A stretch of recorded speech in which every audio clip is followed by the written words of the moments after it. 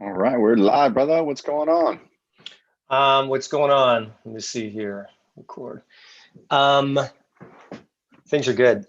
I had a good night's sleep last night. The night before was one of those nights where I woke up in the middle of the night and had trouble getting back to sleep. And I'll tell you, there aren't that many things that I notice about getting older that affect me that much because I stay healthy, I stay in shape, I eat well, I exercise, I do all that stuff. But when I don't get a night's sleep, man, I struggle the next day.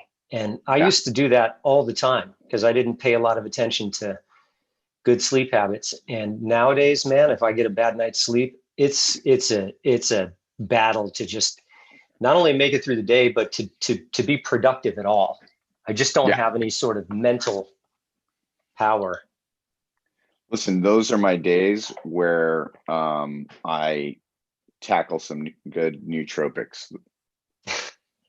That's those are the days because I don't Yeah. really do the nootropic supplementation. And for those of you guys that don't, it's just basically a vitamin B that helps uh help support brain function. And I try not to do it every single day because I my body gets very comfortable with things like that. Um, so I just try to choose it on days like that where it's like, you know, I didn't get sleep night before and I need to get some stuff done and focus because I'm also a squirrel when it comes to that, where I'm just like, and I can't even focus on things. When I don't sleep, that's really aggravated. My easily distracted and motivation is super low.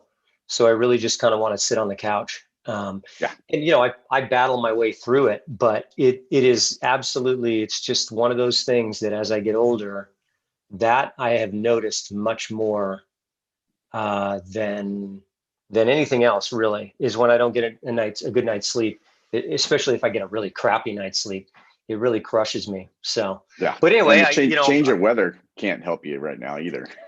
yeah, well, I see. Well, here's the thing. I actually love this weather. So for Yeah. me, this is the kind of weather that makes me the happiest. When I went outside this morning at 6 o'clock to take the dogs out, the ground was wet. It was like Yeah. misty outside. And for me, that's ideal. I just love that kind of weather. But, as long as I don't string like consecutive nights in a row of poor sleep, I'm fine. But anyway, I got it all together. I had a bunch of like Zoom calls yesterday too. I had probably 4 hours worth of different calls and discussions and stuff. So it was definitely a day when my brain got depleted. But I Yeah. am back. Or maybe that was the day before. See, that's how bad it is. I don't even know which day it was.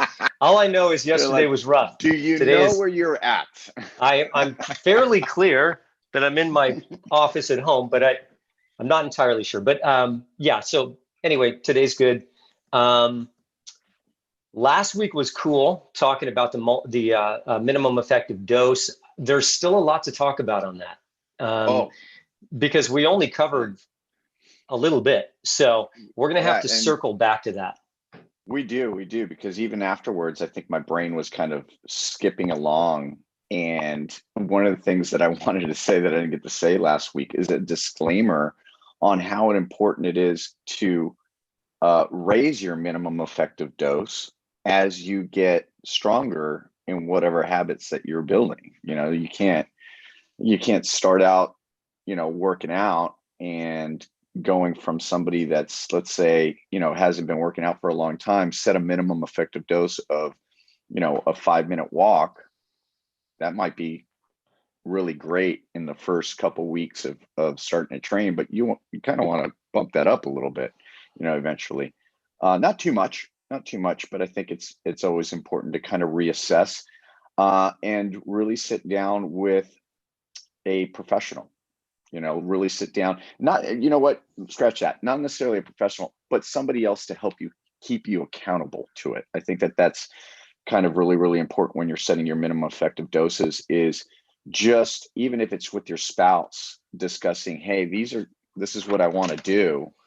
I'm just informing somebody else to do it, not necessarily putting the responsibility on your spouse to say, hey, did you do this? Because I don't need my wife telling me any more things that are on the whiteboard at the house.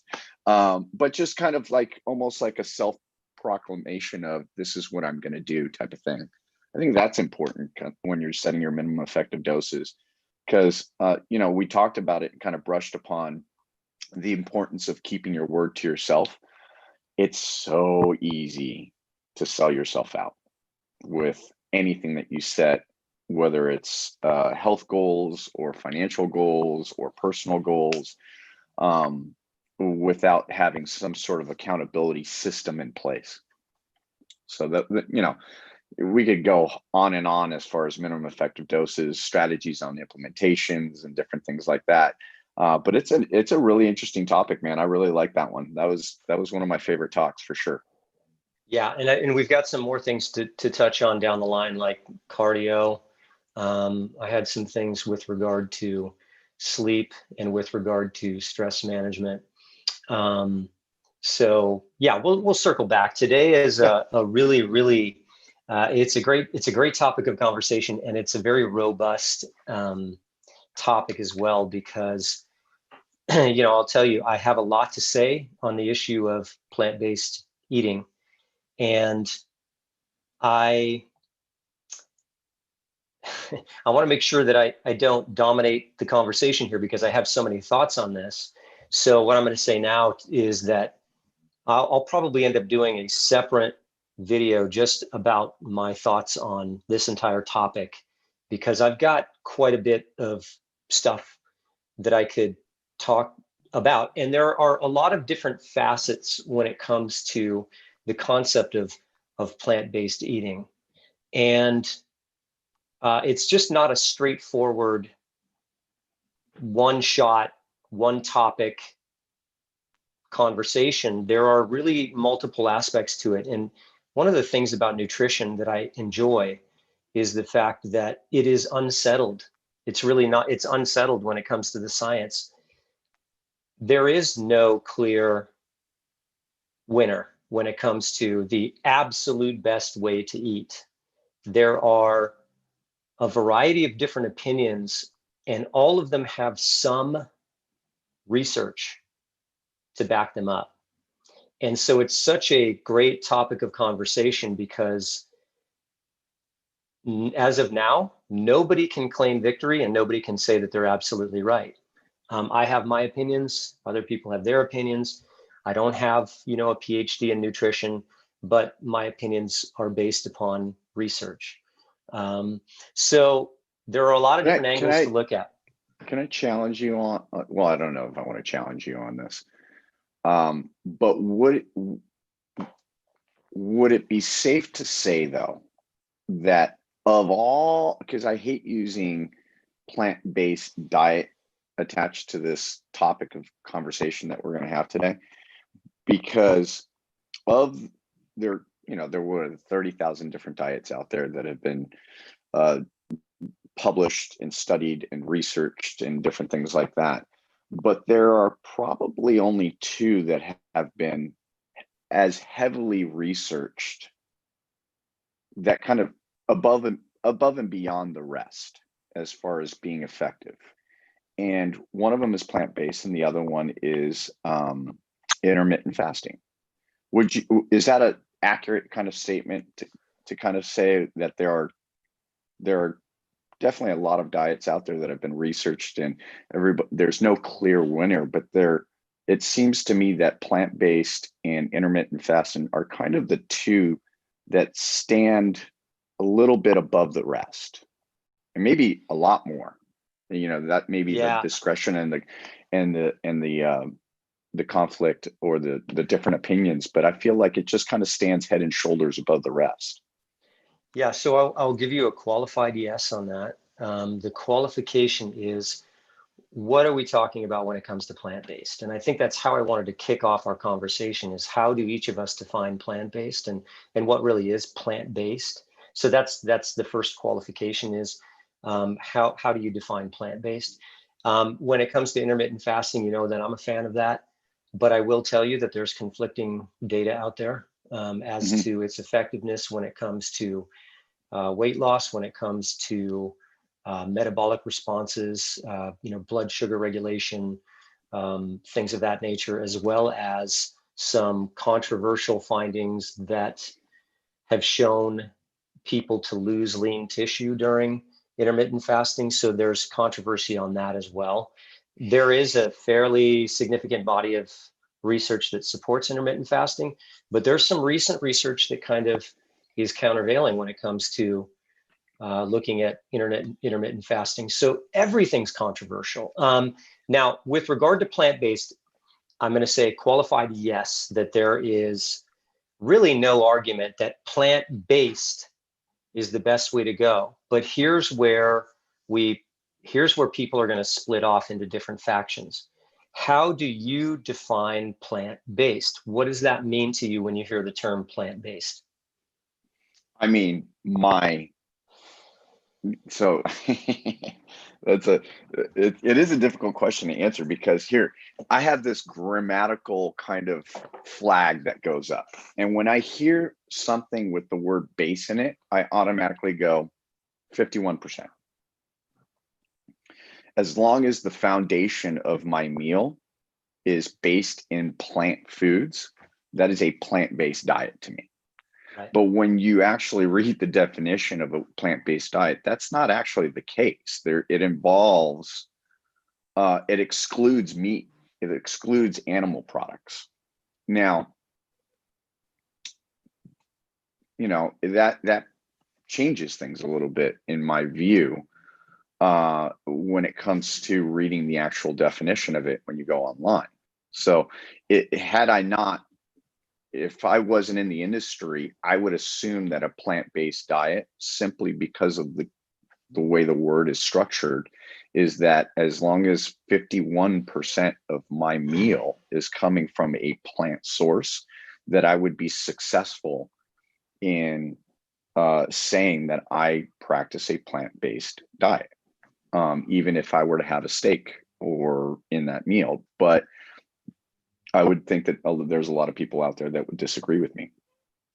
Yeah, and so that I think right there is part of the issue, because I agree with you. I don't like the term plant-based because it's ambiguous.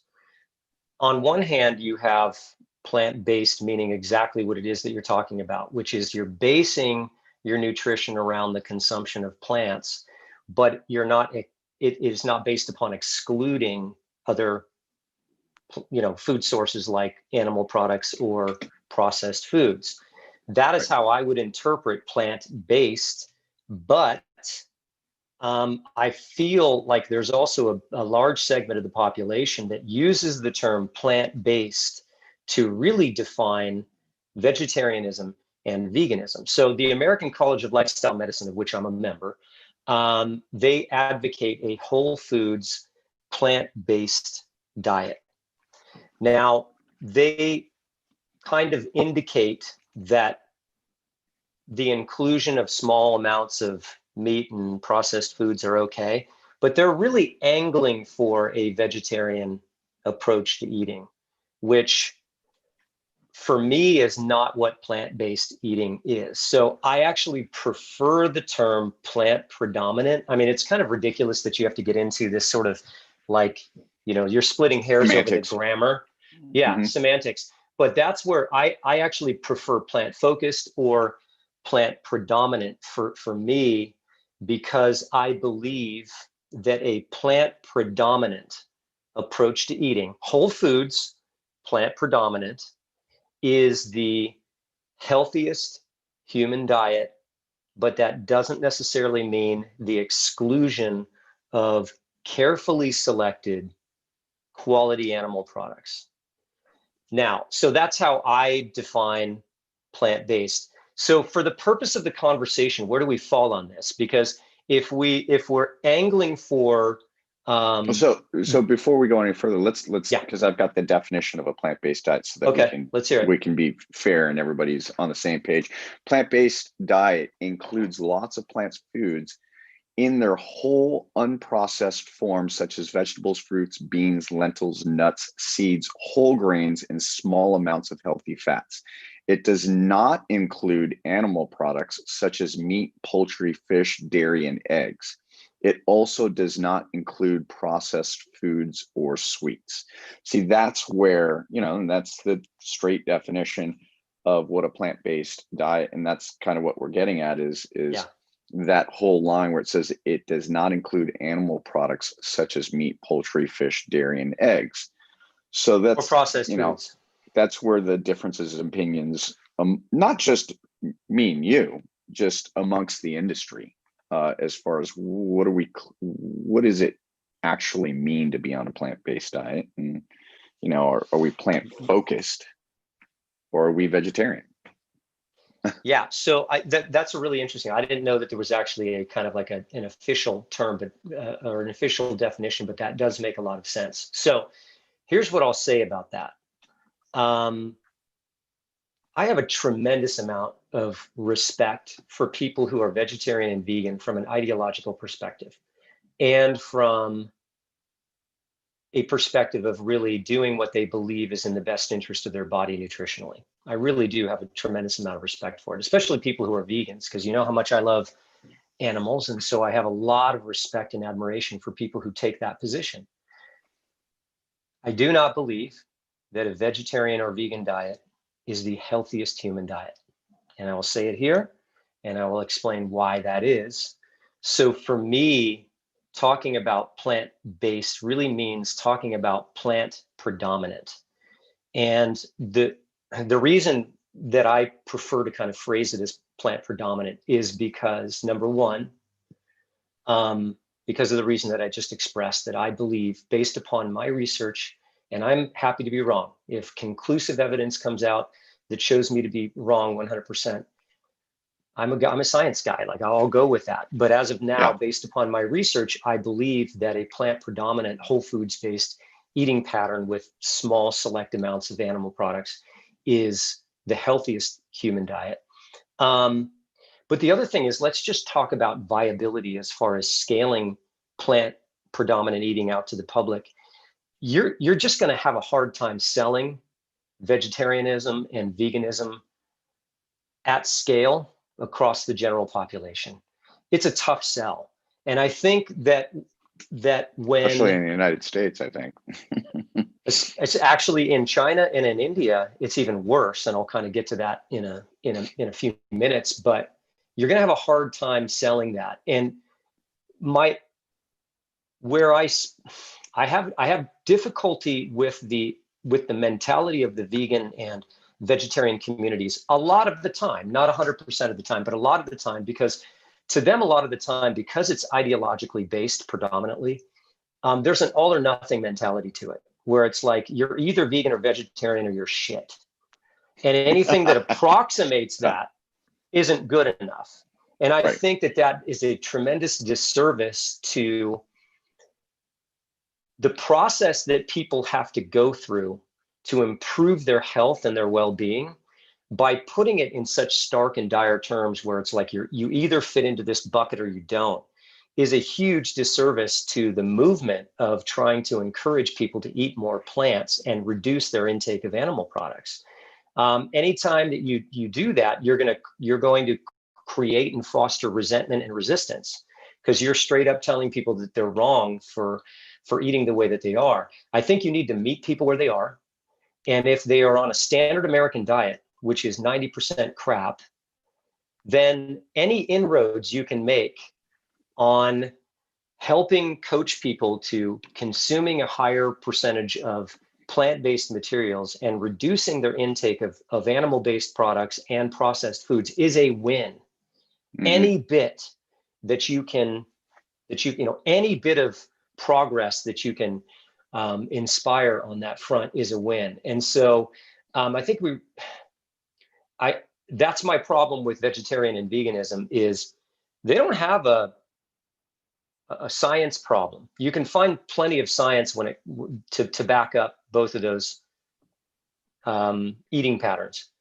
They have a marketing and sales problem, because they tend to come at it from an all or nothing perspective, which really alienates people that aren't on board with shifting their eating pattern entirely over to that way of being. So My take is what we're really trying to do, what I'm really trying to do is I'm really trying to improve the overall health and well-being of people. And that for most people means that any sort of improvement that they can make on the consumption of plant-based materials and the reduction of animal-based products and processed foods is a win. So that's my take on this platform. And so I'm going to kind of move forward with plant predominancy instead of plant-based in this conversation. So that's kind of where I fall on that. Yeah, I mean, I would have to tend to agree with everything that you said. You know, you have to kind of let me qualify. Let me just kind of add to everything that you just said too as well. When we're at the end of the day, I think you just have to kind of choose. Understand from the vegetarian and vegan kind of standpoint is understand the damage you are doing when you take a hard stance on anything, right? Like the goal here is to get people to eat more fruits and vegetables and have more of a plant focused diet, period. You know, I think that that's the goal in general. And when I started to do, I think it was a year last year, almost to date, that I went and I'm not still vegetarian, but I went about 90 days of just going straight vegetarian. And I think the struggle, having seen both sides of it personally, is moderation of the meat and animal products. Once you open up that door, it's like Pandora's box. So really kind of designating, I try to stay on a either 80-20 or ideally 90-10% kind of way of eating with the meat products, where I'm just choosing one day out of the week, one meal, really 1 to 2 meals where I have some sort of animal product. And I got to tell you, it's hard to maintain that. It's not easy, especially coming from the side where I ate meat and grains for the most part, you know. And that was kind of like the struggle that you do. And then when you go to the other, you know, when you try to go to the other side and just stay vegetarian, that's also hard. I mean, like that is not, I found myself, now it was great for me because I like trying new things and I like cooking and I like, there's something therapeutic about creating a new recipe. I think I did more recipes during that 90-day time period than I have in a long time. And we do competitions 3 times out of the year where we're doing different recipes. So to say that, you really have to kind of become savvy, because here's the dangerous part that I think that why a lot of people fail when they try a vegetarian diet is there's a lot of, if you're converting from you being a meat eater and trying to do a vegetarian diet or even a vegan diet, there are so many highly processed meat substitutes out there that unless you're really savvy in the kitchen and really understand your way around how to cook and saute vegetables and prepare meals, you can get yourself into a lot of trouble eating a vegetarian diet and eating a vegan diet too as well. And it can quickly tip the scales to a very unhealthy way of eating and a false sense of, I am a healthy person because I eat vegan or because I am a vegetarian. And I think that that's the trouble that the vegetarian marketing has behind it, is there hasn't been enough education on how to properly prepare meals that are primarily plant-based. So I think that that's the struggle in trying to make the leap and change, is like, how do you, especially when these meat substitutes are bomb. I mean, like in the last, couple years, from Beyond Meat and all these different other products that are coming out, like Impossible Burgers and different things like that. Those are the Impossible. I've been to a couple restaurants. Did I ever tell you the story about us going to, me and Stacy went on a date. We went to Wolfgang I think it was like a Wolfgang Puck, down at LA Live, and she ordered the Impossible Burger there, and it came, and this thing was charbroiled, looked like it was bleeding, like the whole 9 yards.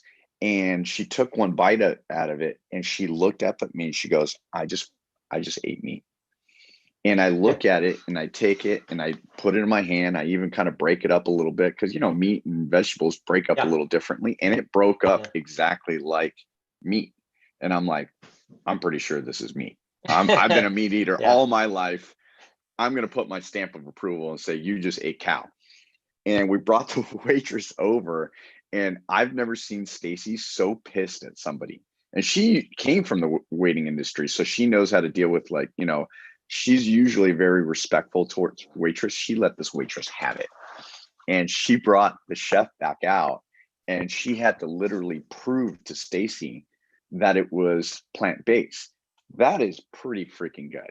I mean, like, it was pretty incredible. So that, you start getting a taste of that type of meal, when you're trying to go vegetarian or even plant-based. And it's going to be really, really hard for you not to have some highly processed meat when that's what you can get, out of beets and garbanzo beans. So it's like, I would have that every single meal if I could. And then, who's to stop me from saying I'm the healthiest person in the world because I'm eating vegetarian and I'm not eating cow? So I think that's the dangerous part about it. You raised some really good points. What I would qualify, the only thing that I would qualify in what you said at the very beginning is you were talking about moderation being the key when it comes to consumption of animal products. I would say not only moderation, but examination, and really picking the healthiest animal products from a nutrition perspective if you're going to eat meat.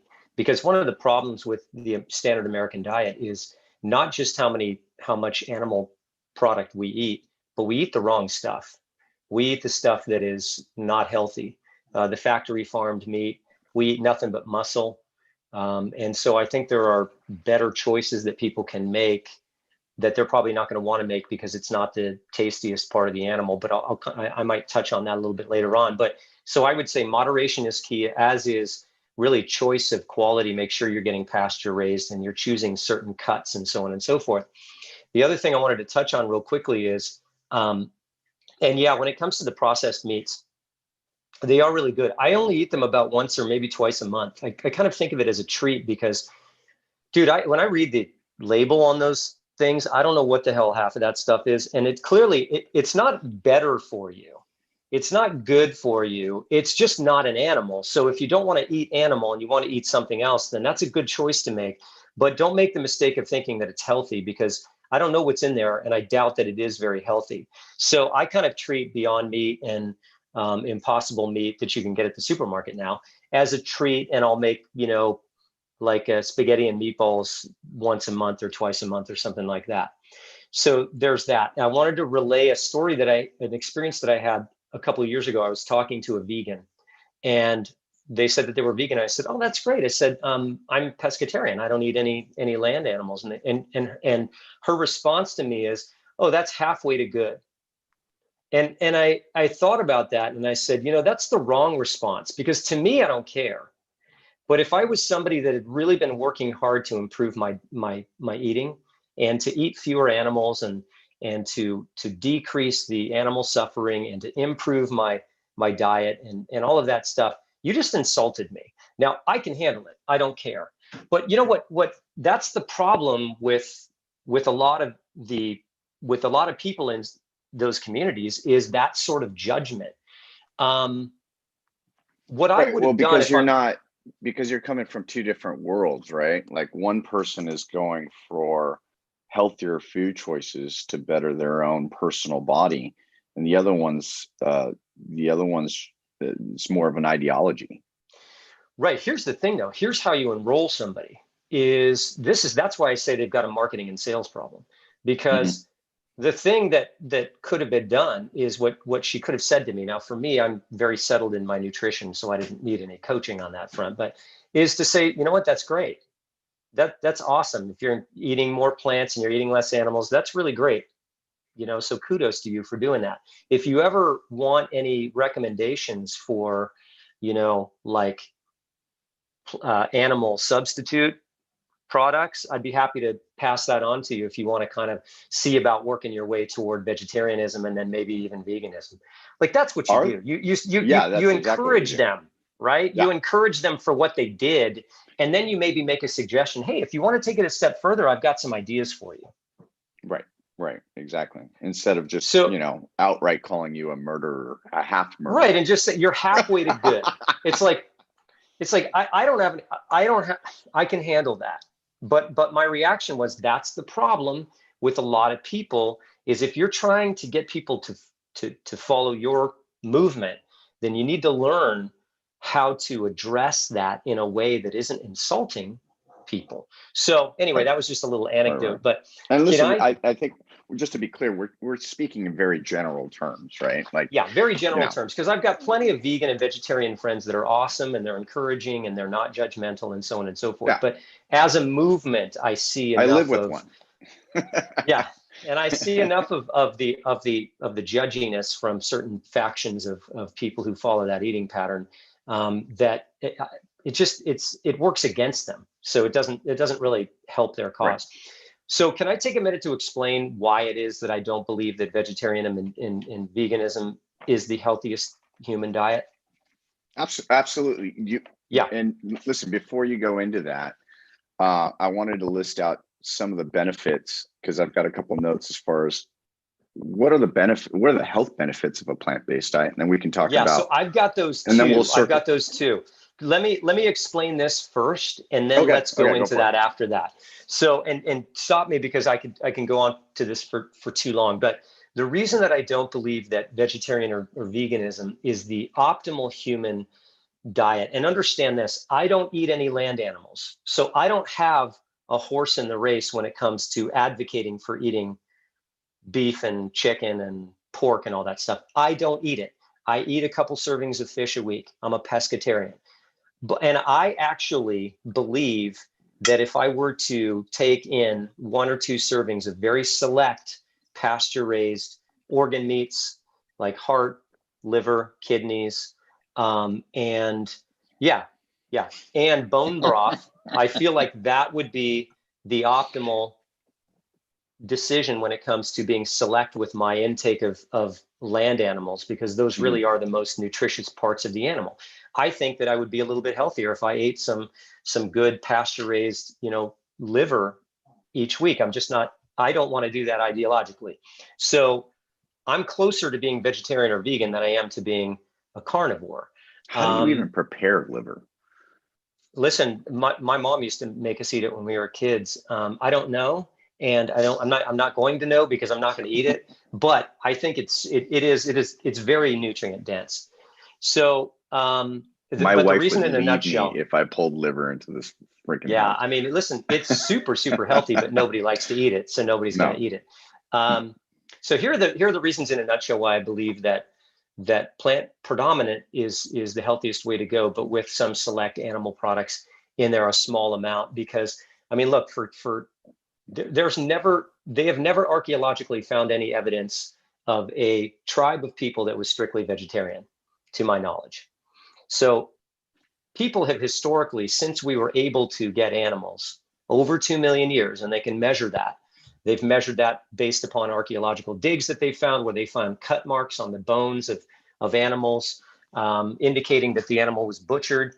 And they can also do examinations of the bone fragments that are found of humans that are from that era, to determine like different mineral content and stuff in the bones that indicate whether they ate meat. Humans have been eating meat for over 2 million years. Now that's plenty of time for evolutionary pressure to force adaptations to eating animal products. So as an example, we take a look at vitamin B12. B12 is an essential nutrient that we need, that we cannot produce in our bodies, but we used to be able to. Our predecessors, who were more like chimpanzees, did produce vitamin B12. It's produced in the small intestine. There's a bacteria in the small intestine that produces vitamin B12. And when we were plant eaters and we lived in trees, we possessed that bacteria in our small intestine that produced vitamin B12, so we didn't need an external source. But when we got out of the trees and we split away from chimpanzees and we began to forage and hunt and eat meat over the course of time, we evolved out of that ability to produce that bacteria in the small intestine that creates vitamin B12. Interestingly enough, we still have it in our large intestine, but that's not the part of the intestine where it needs to be, because the B12 needs to be absorbed in the small intestine. So the fact that we need to have a nutrient that can only be derived from animal products or from supplementation indicates to me that over the course of 2+ million years, we evolved to favor, not necessarily well rely upon to a certain extent, and favor animal products, because there's at least one essential nutrient that we can't get from animal products. And there are some other potential deficiencies that we can have, like zinc and some other things too, if you don't eat animal products, but you can supplement and you can account for that. So there's the vitamin B12 issue. There's also protein bioavailability. There's some discussion as to whether or not plant proteins are as bioavailable to your body as animal proteins. And I think there's a book called The Longevity Diet. Dr. Walter Longo is a researcher who studies longevity. And his take on it is that the pescatarian diet, based upon kind of Mediterranean eating principles, whole foods, plant-based, with cold water, wild-caught fish, is the diet that is most commonly associated with longevity. So there's that. And lastly, you know how much I'm into this kind of stuff, but research into modern hunter-gatherer tribes shows that they get about 45 to 65% of their calories from animal products. And they don't have the incidences of cardiovascular disease, stroke, type 2 diabetes, obesity, osteoporosis, collapsed arches, bad dental work, cavities, any of those lifestyle diseases, and yet they take in 45 to 65% of their calories in the form of meat. Now, that's more of an economical decision. It's not a health decision. They're going for the food product that's going to provide more calories to them. So animal products are more calorie dense. So they're going to choose the food that is more calorie dense than the one that has fewer calories in it. That's optimal foraging theory. And it just makes sense economically for them because they live in an environment in which they have limited access to calories compared to us.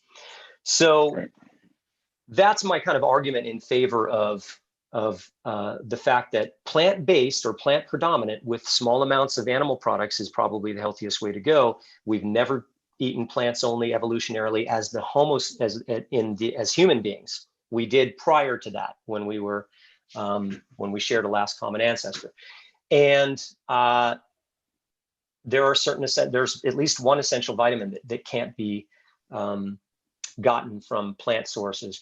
And this idea that meat in and of itself produces disease, I think, is problematic because, you know, for all this time throughout the course of our history, we ate meat, and hunter-gatherers still eat at least half of their calories from meat, and they don't suffer from the incidences of disease that we do in the modern world. So it's much more likely that it's not meat in and of itself. It's factory farmed meat. It's the wrong kind of meat. It's too much meat, and it's coupled with too much processed foods, not enough plant materials, and not enough exercise. Okay.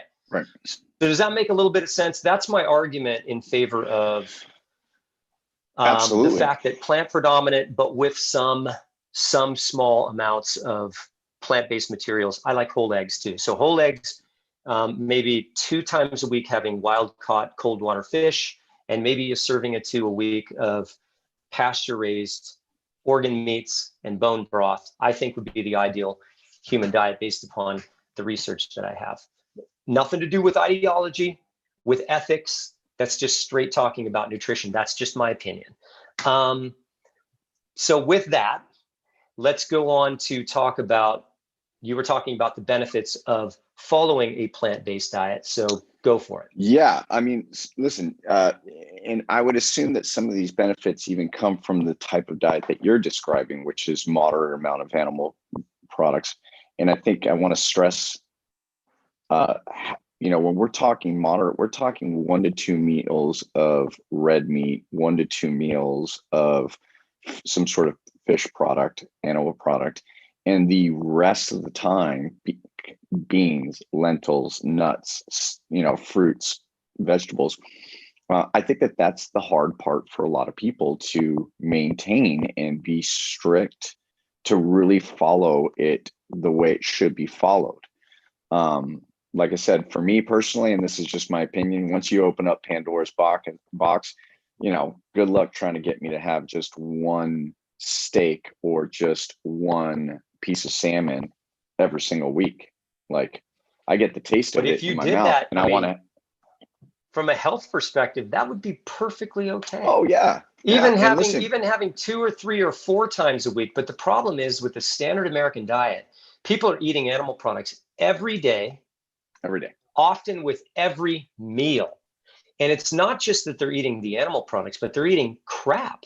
It's the crappy animal products that come from factory farms, where the animals are pushed into pens, they live in filth, they eat the wrong food that is not consistent with their biology.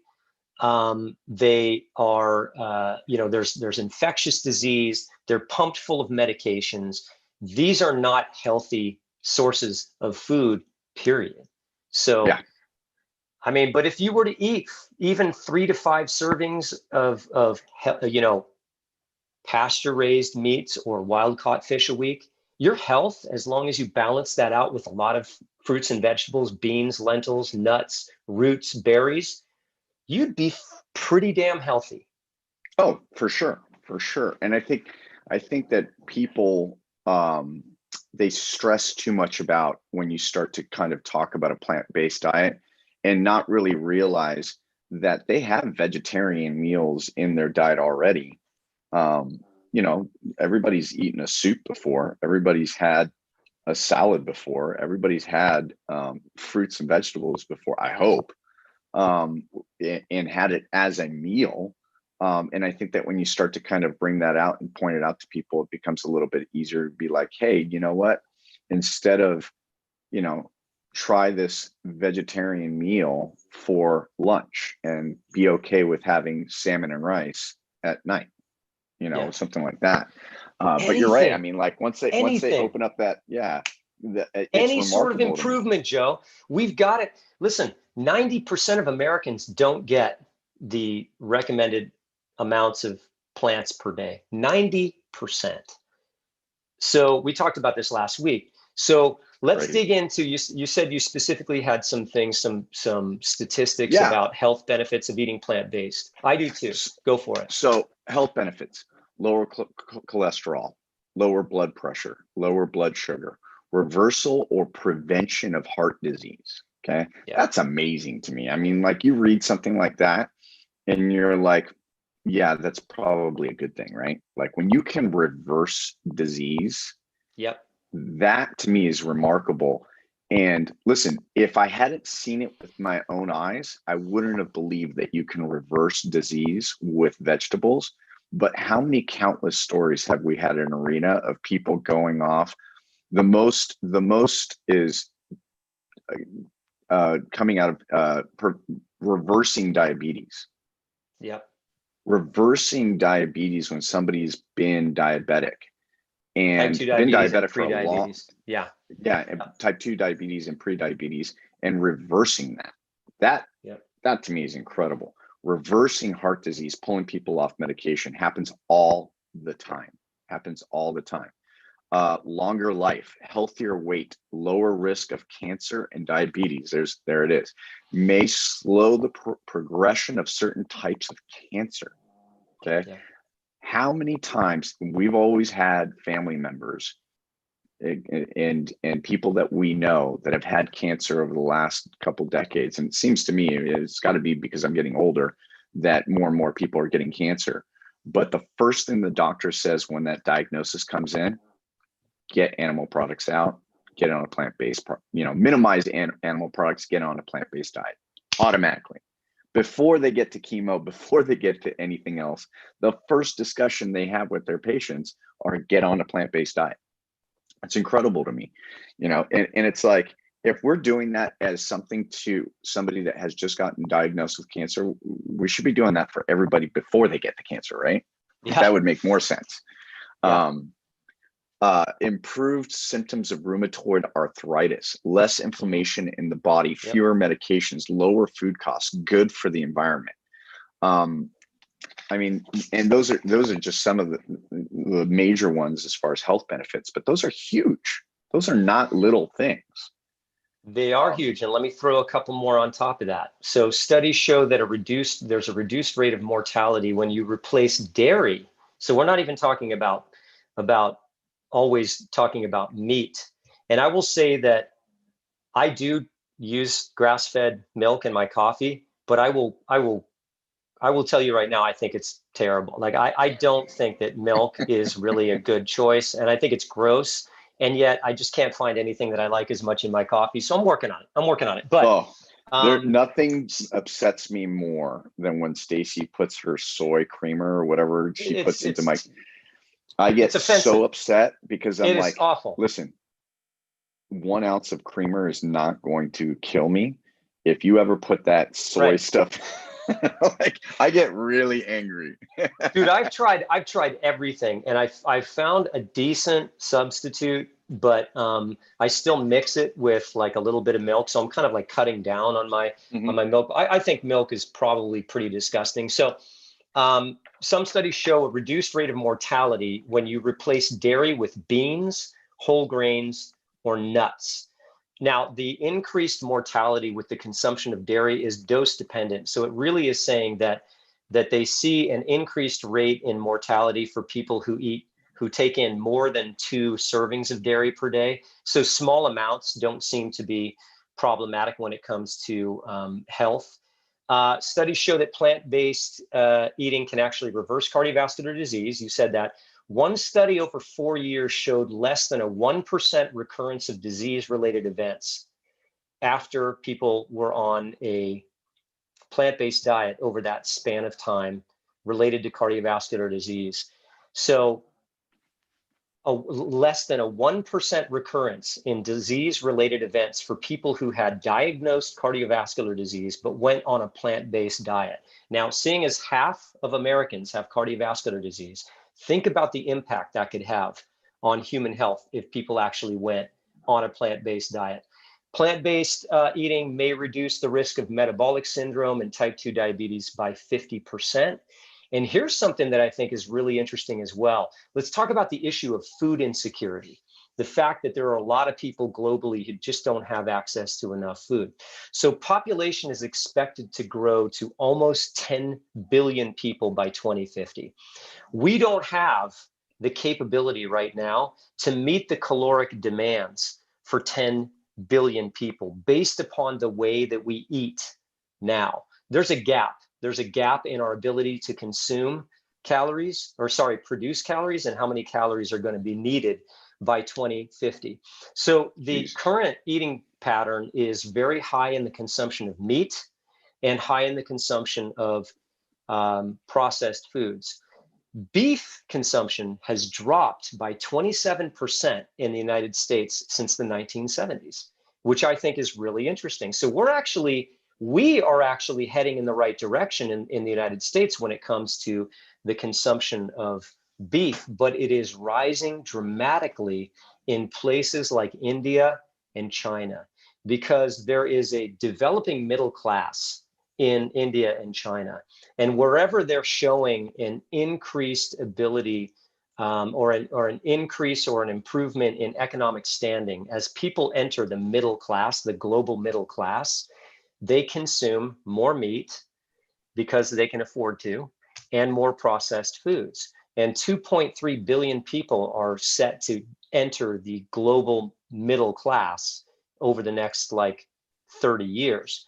So if we can switch to plant more plants, not just plant-based, not entirely plants, but if we can increase our consumption of plants, decrease our consumption of meat globally, we're going to have a much easier time meeting the global demand for food. There will be less food insecurity, and we will free up over 40% of the United States pasture lands. So if we cut down on the consumption of beef, and it's mostly beef, we could free up 40% of the pasture lands to switch over to plant-based crops. It almost seems like at one point with those statistics, we're not going to have a choice. I mean, like, what's going to happen is, supply and demand. I'm going to have to buy a $20 4-ounce steak. Well, the other thing that we see happening is you see places like Brazil, and even in the United States, the deforestation that takes place. One of the biggest causes of deforestation is cattle grazing. And so they're chopping down giant portions of the rainforest in order to create pasture lands for beef. Now that's problematic from an environmental perspective. And so no, we really can't, from an environmental perspective and from a productionist perspective, afford to have this escalation of meat consumption. We're just not going to have the ability to produce that much beef. So we really have to make a switch. The other thing is that when we do that, we're going to improve health outcomes. We're going to reduce the overall calorie consumption globally. So global health will improve. There's just, and of course, processed foods play a role in that as well. But there's just nothing bad. I think the moral of the story is you can't go wrong with eating more plants, period. Right. You can't. There's just no evidence to suggest that it's not going to produce the effects that you want them to produce at the end of the day. Right. From a health perspective, from a food insecurity perspective, another thing that I find interesting is that when you take a look at the 5 characteristics that make up the 5 characteristics of foods that don't fill you up. So these are foods that don't fill you up. The 5 characteristics are high calorie density, high palatability, high fat content, low fiber content, low protein content. So if you take a look at each one of those, these are foods that don't fill you up. And so you have a tendency to overeat. Calorie density. Meat is much more calorie dense. Animal products are much more calorie dense than plants are. They don't fill you up for the same reason we talked about last week, is because a small amount of food creates a lot of calories, but it doesn't fill your stomach up and activate the stretch receptors to indicate that you're full. Right. So you just keep eating. High palatability means salt, sugar, and fat. That's mostly processed foods. They don't fill you up because they excite the reward centers in your brain, and you just want to keep eating them more and more. High fat content. That's what processed foods have. That's what animal foods have, much higher fat content. Low fiber content. Animal products have no fiber. Processed foods have almost no fiber. Low protein content. That's the one place where animal products are good. They have a higher percentage of fiber content. So it does kind of fill you up, or protein content, sorry. But then if you take a look at plants check almost all of the boxes on this list. They're not calorie dense. They don't have high palatability because they don't have salt, sugar, and fat. They don't have a high fat content. They have a high fiber content. They just don't have a ton of protein. But if you take in beans and things like that, you can meet your needs as far as the protein content is concerned. So the things that research has shown that fill you up the most, the things that fill you up the least are processed foods like cake, pastries, croissants. The things that fill you up the most, fruit, potatoes, interestingly enough, because people always think potatoes are not good for you, steak, and fish. Those are the 4 things that provide the highest level of satiety in your stomach so that you don't overeat.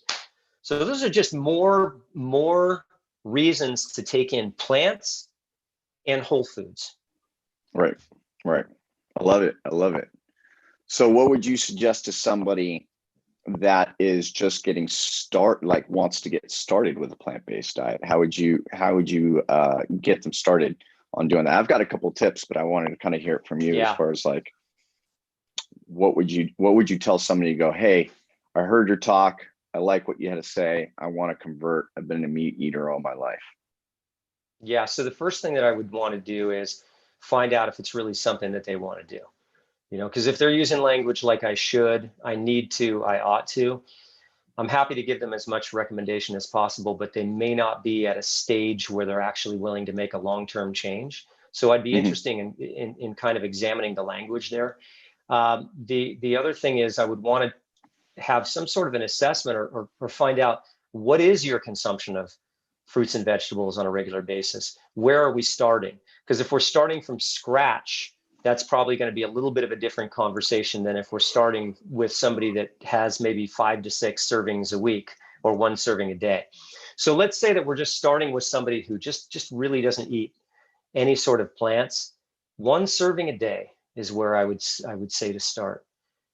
1 serving a day is going to be a challenge for somebody who never eats fruits and vegetables. And yet it is enough to make a difference. It does make a difference. And we need to encourage and we need to celebrate people who are working to improve their health. And I think part of the problem in a lot of coaching that happens is that, somebody will come back to us and they'll say, they'll come to you and they'll say, hey, I've been working on improving my nutrition. So I've been going to Subway every day and I've been getting a Subway sandwich. Now, if you break down the nutritional content in a Subway sandwich, you're not going to find much there to really appreciate. It's a football-sized, bun, and usually there's a shitload of processed meats and a lot of, vegetables that aren't terribly nutritious. And so your tendency might be to jump right to telling somebody how, well, Subway is really not that healthy for you. That's the wrong approach. That should be celebrated because they're trying to improve their diet. Whether or not they hit the mark or not is not important. What's important is that should be celebrated and that they should be applauded for that. And then you can kind of work toward discovering some other options that they might be able to take in that would be more powerful as far as making a big, impact on their nutrition. But that's really what I would do is, number one, let's examine the language there. Do you really want to change? If you're ready to change and if your language suggests that, then I think we're on to something. Where are we starting from? If you're starting from scratch, then 1 serving every few days will be a win. And then we can kind of slowly ramp up from there. If you're taking in a serving per day, maybe you're at the level there where you can have 2 servings per day. So that's where I would suggest starting, because even though that my minimum effective dose when it comes to nutrition is 4 cups of fruits and vegetables a day, 1.5 cups of fruit, 2.5 cups of veggies, that's too much for some people. That's too much. That's too big a starting place. Sometimes good enough is good enough. So I would say depends on the circumstance, but maybe it's just increasing to 1 serving a day, 1 serving every few days, or increasing from 1 serving a day to 2 servings a day. So that's kind of how I would approach it. Nice. I've got a couple of things that I actually kind of just tips for people kind of getting started too as well. It's like, and I kind of touched on this before, is kind of think about the meatless meals that people are already having and see how you can improve those, like whole wheat pasta with marinara sauce, black beans and rice, lentil soups, salads. Those are all great plant-based kind of options. My favorite, which is such an easy thing, is think about changing, like we have taco nights and build your own burrito nights. Think about what your protein source is, exclude the animal product, and then just include beans into it and go beans and sauteed vegetables. That is one of the easiest ways to kind of do that. Chilies, don't find a meat substitute or don't put any meat at all and just use beans. That's a great way of kind of doing that, is to do that. Vegetable kebabs. Those are great too as well. Use onions, bell peppers, squash, mushrooms. If you want to do a veggie burger and don't want to use meat substitutes, portobello mushrooms are great to grill. Yeah.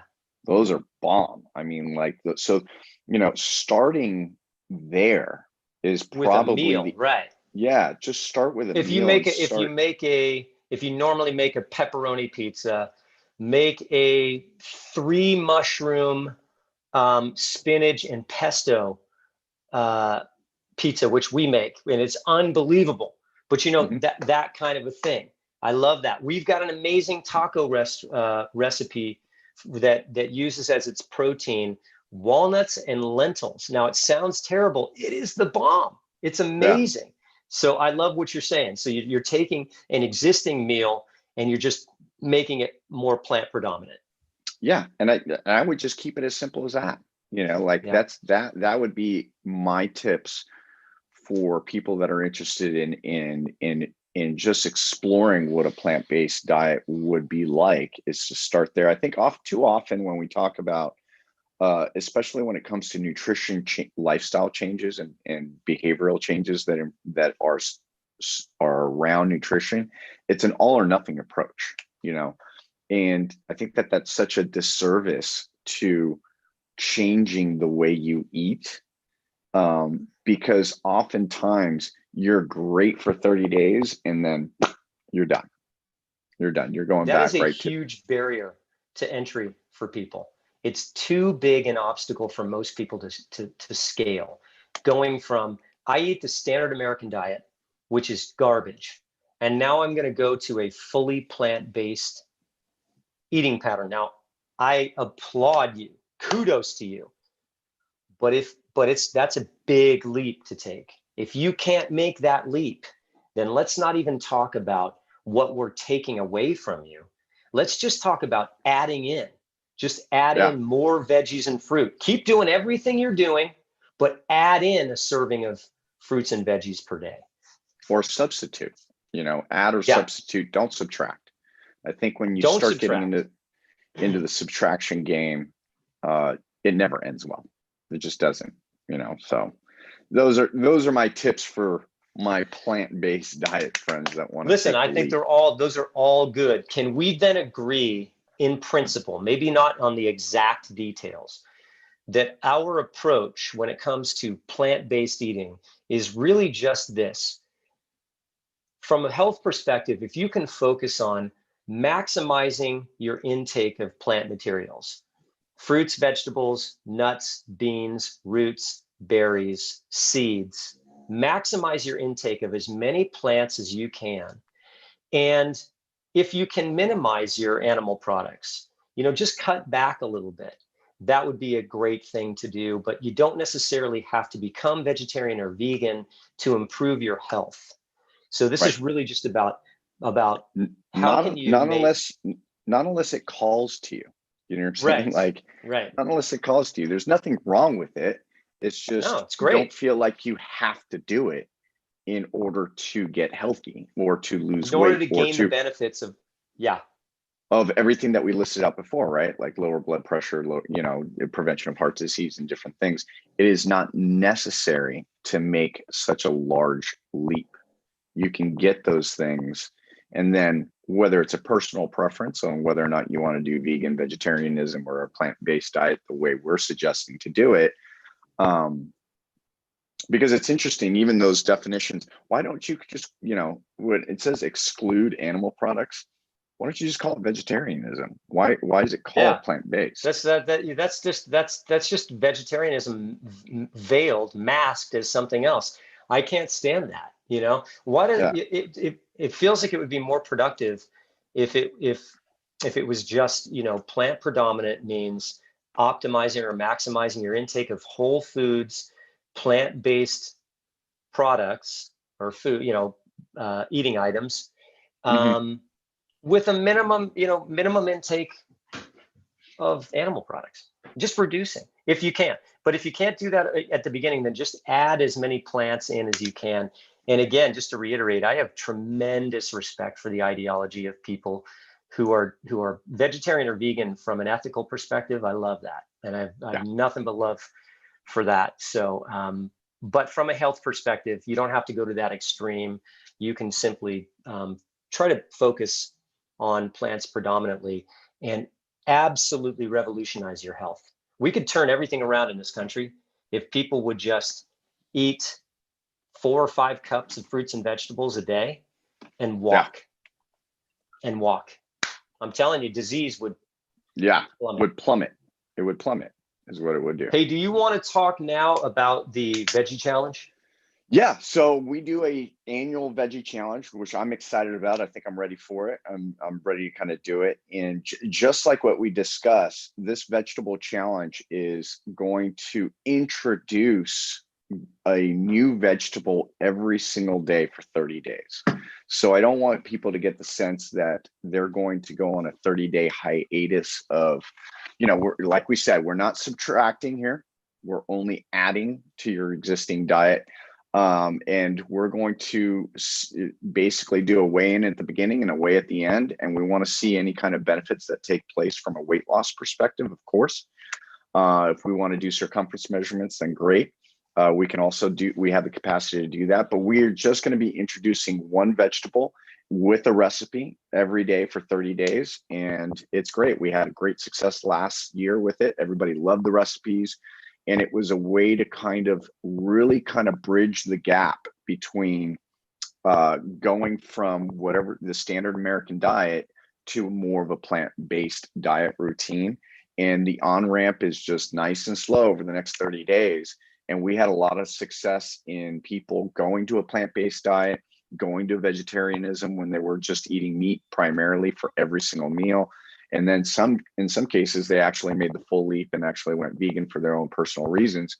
But it's probably, I would gather to say, outside of our Kickstart program, one of our most successful programs, because of all the education and the slow drip of recipes that we do over the course of 30 days. So I'm pretty excited about it. They had some great stuff last year. So I'm excited to try something new. And like I said, for me personally, I like, new recipes and stuff like that. It's kind of fun. I get the kids involved and stuff. So it's great. Yeah, it's a We're going to be great thing. posting that really... on our, we're going to be posting that on our community page over the weekend. So we'll get that started. People responded to that challenge last year, in a way that I did not anticipate.